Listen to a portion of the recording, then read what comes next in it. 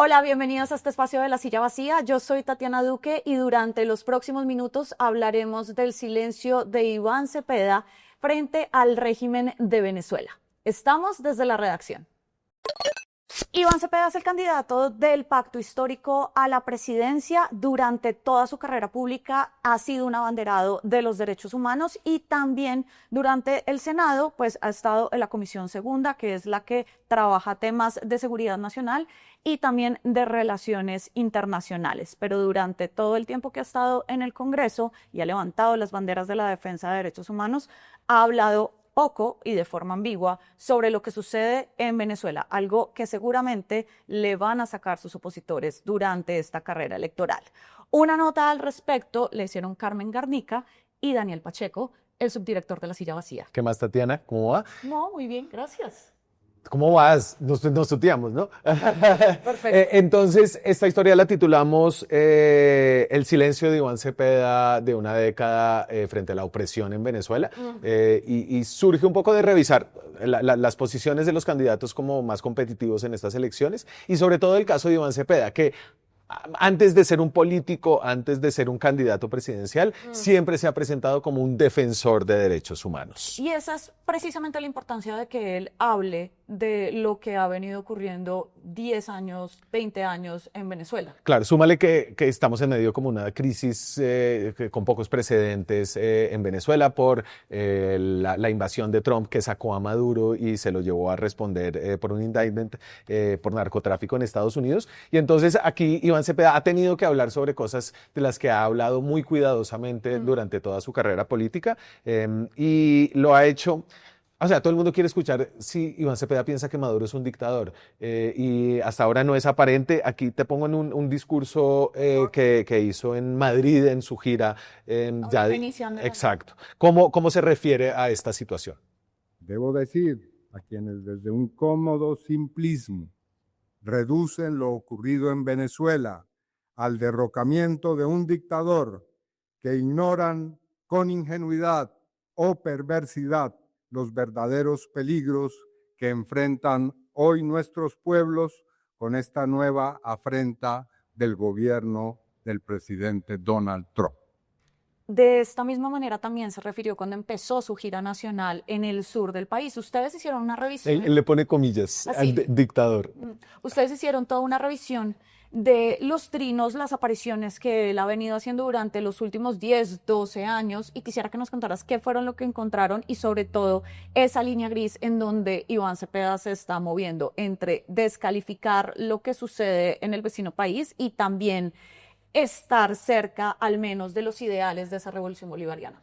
Entonces hicimos la revisión con Carmen Garnica, que es una joven periodista practicante que empieza este semestre en La Silla, y esculcamos con varias herramientas el canal de YouTube que permite como ver las menciones que hace, todas sus redes sociales con una búsqueda como profunda y también revisamos entrevistas de más o menos 15 años. Al principio la gente no tuiteaba tanto, ahora hay más, pero Iván Cepeda, si yo te trajera como la condena más clara frente a las violaciones de derechos humanos, que creo que en Venezuela hay que ponerlas en su contexto, es la peor crisis humanitaria que ha habido en América, casi 8 millones de migrantes que salen por falta de condiciones o persecución política o por la pobreza en la que se ha sumido Venezuela por el chavismo. 3 millones en Colombia.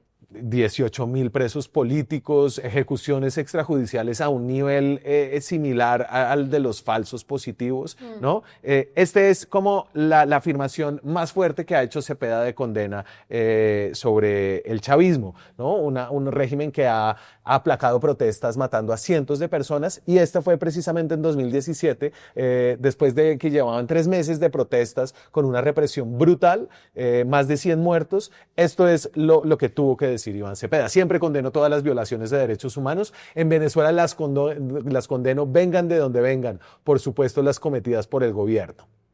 Que ahí para ya ese momento fue donde en Colombia comenzamos a ver y se comenzaron a ver las carreteras del país, pues, ríos de personas que estaban escapando de ahí y de hecho varios de los presos por estas protestas son los que está liberando ahora la nueva líder del régimen. Delcy Rodríguez. Entre ellos hay al menos 20 colombianos injustamente apresados que son sometidos a torturas. Entonces, creo que es una visión un poco blanda, sobre todo para un defensor de derechos humanos. Y esto es como lo más claro. Y si quieres nos devolvemos a cuál es la relación inicial de Cepeda con el chavismo. Claro, ahí creo que tenemos que hacer hincapié en que Cepeda se refiere a lo que sucedió en Venezuela o el mandato en Venezuela como un gobierno, al menos ahí hasta 2017. ¿Cómo ve él esta relación con la democracia? Con los intentos democráticos y también las elecciones que hubo en Venezuela que democráticamente pusieron a Hugo Chávez y también hasta cierto punto a Nicolás Maduro. Claro, entonces el chavismo llegó y cooptó el poder en Venezuela utilizando la democracia. Y para la izquierda en todo el continente, pues este era como un régimen prometedor, con mucha plata. Y así habla Iván Cepeda de la llegada de Hugo Chávez al poder. Chávez es el arquitecto de un nuevo orden en nuestro continente, de una integración profunda de nuestros pueblos, de nuestras historias, de nuestra cultura. Y creo que será recordado siempre. En ese momento, Iván Cepeda era simplemente, y no era poco, obviamente, el líder del movimiento de víctimas de crímenes de Estado, no había llegado al Congreso, no había sido pues, una figura funcionario público. De todas maneras, como bien dices, pues era una figura, Hugo Chávez, para la izquierda muy importante. Entonces, acuérdate, Hugo Chávez logra la reelección, gana, cambia la constitución, pero se enferma. Y en todo este periodo Hugo Chávez fue un interlocutor válido de Álvaro Uribe Vélez, de Juan Manuel Santos. Cuando se enferma ya estaban las relaciones compuestas de nuevo después de la reunión en la Quinta de Bolívar. Claro, y entonces a Iván Cepeda pues envía unos mensajes de solidaridad, está preocupado por la salud de Chávez cuando ya se sabe que está enfermo. Y después cuando se muere y llega Nicolás Maduro en una elección que aún es considerada democrática cuando derrotó a Enrique Capriles, si no estoy mal. Y además porque Colombia fue uno de los veedores. Claro, ahí felicita Cepeda a Maduro, es decir, lo considera un interlocutor válido, pero aquí ya son 3 años, estamos en el 2013, él no habla mucho de Venezuela. Y para el 2016-2017 creo que ya ahí vemos como unas señales muy claras de autoritarismo, las cortes cooptadas, el Consejo Nacional Electoral venezolano, que ya no me acuerdo cómo se llama exactamente, el Tribunal Electoral, cuando la oposición ya no se presenta a las elecciones en la Asamblea, ahí él todavía cree que Venezuela es una democracia. Lo cree al menos, y fíjate cómo habla, esto no es en su boca, sino es un retrino. Entonces, es un retrino de un usuario que se llama Andrés Gil, que dice, en Venezuela hay un gobierno demócrata y aquí estamos en 2016.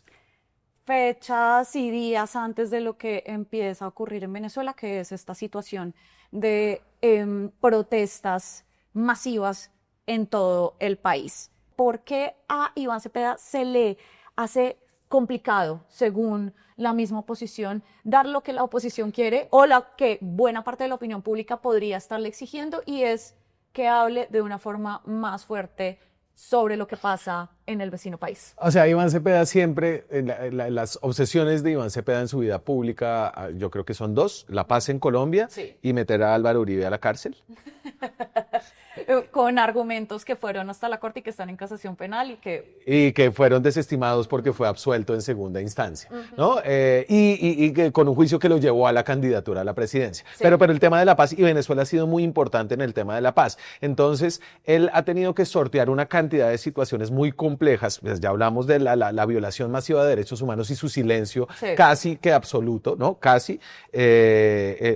Es decir, los derechos humanos supuestamente son universales, ¿no? No son los derechos humanos de solamente las víctimas de crímenes de Estado, los derechos humanos de Trump o de Gaza o de los palestinos. Pues Iván Cepeda tiene ahí como una mirada que es parcial en el universalismo y esto lo ha tenido que negociar en situaciones difíciles porque Iván Cepeda es parte de la Comisión Segunda del Senado. Y en esa comisión del Senado y también fue de la Cámara, ha habido unos choques en la región que lo han llevado como a tener que alinearse. Entonces, por ejemplo, Iván Cepeda siguió un poco el libreto del chavismo de la infiltración paramilitar colombiana que llevó a la crisis de los deportados de 2015. Este es un trino de 2014 que te muestra que aquí él reacciona al asesinato de un cuadro del chavismo en Venezuela, a que Maduro dice fue asesinado por paramilitares colombianos sin presentar evidencia. Él compra esa tesis meses antes de declarar un estado de excepción que llevó a la expulsión de más de 1.000 familias, que les quemaron la casa, que les marcaron la casa como, ¿no? Como Sí. a los judíos en el nazismo, una vaina que fue muy impresionante. Y ahí compra esa tesis y después él tiene que ir a la frontera. Esta tesis del paramilitarismo infiltrado en el régimen de Venezuela, o al menos en el país de Venezuela, ha sido una de las razones por las cuales se ha capturado a trabajadores colombianos injustamente, todavía, sin un juicio en el vecino país. Fueron más de 30, liberaron a 15, quedan cerca de 20, según Sí. las cuentas que hizo el País de España, y Cepeda sobre ellos no ha dicho absolutamente nada. Es decir, colombianos que están detenidos injustamente y bajo situaciones que se equivalen a la tortura, en su versión de derechos humanos, ahí Cepeda no ha dicho nada. Pero sí fue a la frontera. Yo creo que hay que mostrar ahí que pues, él no se escondió del todo, ¿no? Entonces, cuando empezaron a sacar a la gente, él fue y desde allá dice esto de los deportados. La atención de las personas deportadas de Venezuela debe ser prioridad, asegurar su vivienda y suplir las necesidades. Aquí hay una foto de él en la frontera viajando con la Comisión Segunda. Curiosamente, ese es Carlos Fernando Galán Ajá, sí, en la Carlos esquina. Galán, sí. No sé, tú dirás si los Eso es años una le han ayudado o no. A ambos se mantienen. Al menos es la misma foto que muchos van a ver en tarjetones en los próximos meses, pues de Iván Cepeda, que se mantiene. Claro, y esta ambigüedad obviamente tiene su momento más difícil con el fraude electoral del 2024. Que es una posición que Colombia también le tocó bastante difícil. El gobierno de Gustavo Petro nunca reconoció las elecciones que le dieron la victoria, según el régimen, a Nicolás Maduro. Exigió las actas, que es algo que el régimen no tiene, pero la palabra fraude nunca apareció ni en comunicados del entonces canciller Luis Gilberto Murillo, hoy precandidato presidencial, Sí. tampoco en parte de la izquierda más cercana a la Casa de Nariño. Así lo pone Iván Cepeda, esto es en una intervención de él en el Senado de la República. El gobierno colombiano y el presidente Petro han tenido una posición absolutamente clara que ha expuesto a lo largo de distintos momentos de esta crisis que se está viviendo. De todas maneras, es una posición ambigua y es la postura editorial, digamos, de la silla vacía después de la revisión que ustedes hicieron. ¿Por qué termina siendo ambigua? Porque, pues, digamos, por tu lenguaje y por lo que nos has mostrado, pareciera es que no ha sido muchísimo más cercano al régimen. Claro, y eso sobre todo en el fraude que fue tan claro, ¿no? Que la oposición venezolana fue tan efectiva en mostrar el fraude, Sí. porque ellos sí mostraron Ellos las sí actas, tenían actas. ¿no? Y el gobierno colombiano estuvo como dentro de los... A ver, nunca no lo han reconocido, pero tampoco rompieron relaciones, tienen una interlocución, funcionarios del gobierno visitaron a Maduro. Que es una situación funcional, sobre todo, pues Colombia es el único país que comparte más de 2.000 kilómetros de Claro. frontera común. Es más fácil, digamos, para Chile o para México condenarlo Totalmente. de una forma más fuerte. Totalmente. Y ahí, pues, Cepeda se pega a la línea de Petro, ¿no? Él nunca habla de fraude. Y esto decimos que es ambiguo y pues, creo que por esto cuando escribimos la nota con Carmen, yo creo que estábamos como tratando de ser muy cuidadosos en representar bien la posición de Cepeda, Sí. ¿no? Y entonces por eso llegamos a la ambigüedad, porque hay unas declaraciones anteriores en donde él es crítico de unas violaciones, puede que ser con un lenguaje un poco débil, pero las hay. Tampoco es que apoya el chavismo y no lo sale a defender, ¿no? Defiende la soberanía y los principios del derecho internacional en contra de la invasión de Trump.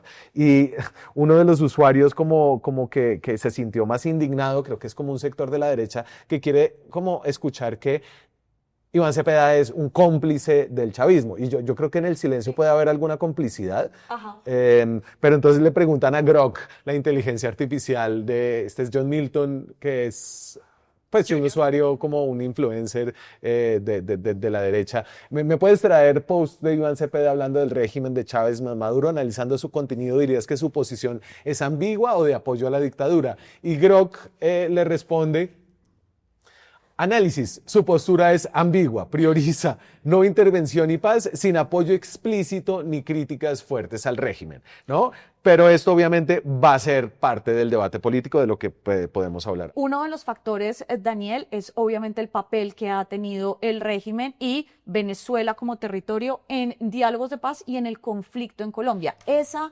variable es indispensable para entender por qué Iván Cepeda no puede ser tan fuerte frente a lo que ocurre y las violaciones de derechos humanos en el vecino país. Claro, entonces, como Iván Cepeda ha estado involucrado en varios procesos de paz, ¿no? Y varias negociaciones y vínculos entre primero las FARC y la mediación humanitaria con Piedad Córdoba, donde el chavismo fue muy importante.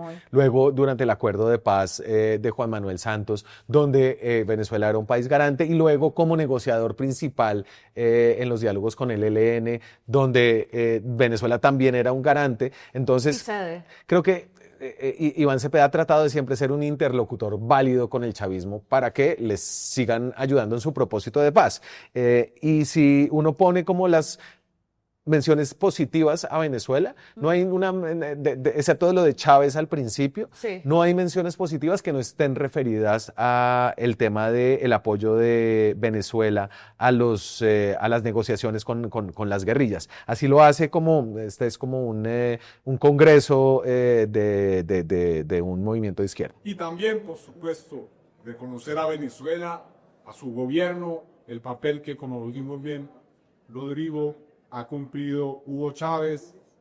Bueno, claro, también ahí hay que entender que después del fallecimiento de Piedad Córdoba y todo lo que ella hizo en la primera parte de este siglo, pues no ha habido político colombiano tan cercano al régimen y con ese nivel de conexión y cercanía. Entonces, muy seguramente Iván Cepeda también está buscando una cercanía, no, tal vez no similar, pero sí que le permita avanzar con digamos, con estos anhelos de paz. Pero hay una cosa que sí, para ponerle más capas de complejidad a esta situación, y es que, pues, dentro de Venezuela hay grupos que actúan muy cercanos a la Guardia Nacional, el ELN, la Segunda Marquetalia o como se llame ahora la disidencia de Iván Márquez, viven en Venezuela, o sea, eso lo sabe tanto la Guardia como los gobiernos de ambos países. Pues Iván Márquez se fue para allá, es que Jesús Santrich se fue para allá, Maduro dijo vénganse para acá, cuando salieron corriendo porque cayeron como en la trampa de la DEA para exportar cocaína, según dice el hermano de Piedad Córdoba, según dice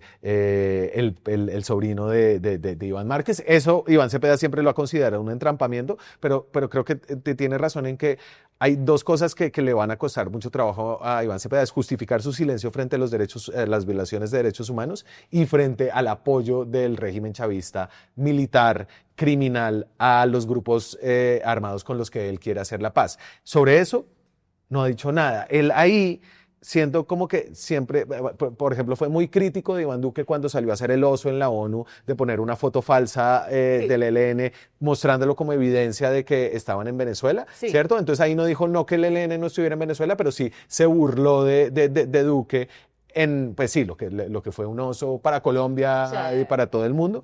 Y además, él ahí suele mencionar a Venezuela de una manera curiosa, es como echándole en cara a la derecha cuando hay violaciones de derechos humanos en Colombia, que siempre hablen de Venezuela y no de Colombia. Así lo pone como, no es Venezuela, ¿no? Algunos condenan lo de Venezuela y callan lo que pasa aquí a diario. ESMAD ataca con gases lacrimógenos. Esta frase, esto es 2017, gobierno final del gobierno Santos. Entonces, aquí esta frase se le podría voltear a él fácilmente y es como él es uno que calla lo que hay en Venezuela y condena las violaciones de derechos humanos que hay en Colombia. Sí, que es esas falsas equivalencias que todos los políticos entran a eso. Un político de derecho podría decir absolutamente lo mismo en sentido contrario. Al final, Daniel, ¿cómo lees que le va a pegar esto en el debate electoral? Ya hay claramente vamos a empezar a ver muchas más confrontaciones,